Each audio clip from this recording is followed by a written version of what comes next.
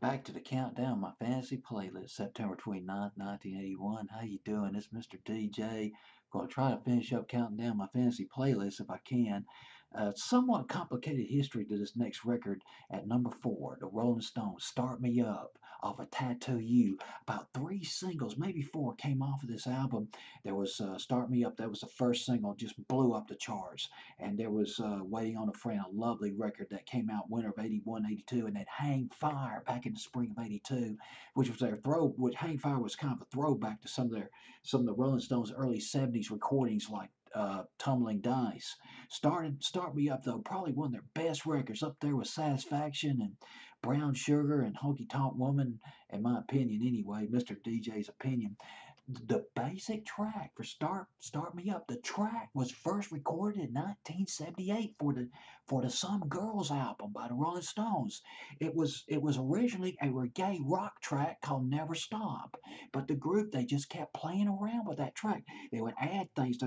They were stuck on these 2 chords, and they would go off of these other possibilities like reggae. They cut about 50 reggae flavored tracks of this song, Never Stop, which would eventually evolve into Start Me Up. And eventually the group just said, we're just tired of this. They played around with it a lot, and they shelved it. And didn't make the cut for Some Girls, nor did it make the cut for Emotional Rescue, which came out in 1980.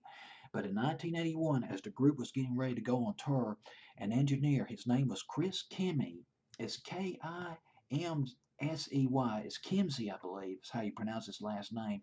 An engineer, he proposed to Mick Jagger that they can use some of their archived material in a set, live on stage. Mick Jagger said, okay, that sounds like a pretty good plan. Kimsey, he went through the vaults. He went through the archives of the outtakes. He came across 2 rock-oriented tracks of what would become Start Me Up. And I'm a little confused about what happened after that. They added some overdubs, and it took about 6 hours to record the track, Start Me Up.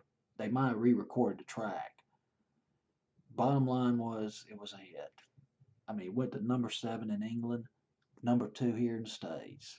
Number 4 on my fantasy playlist, September 29th, 1981.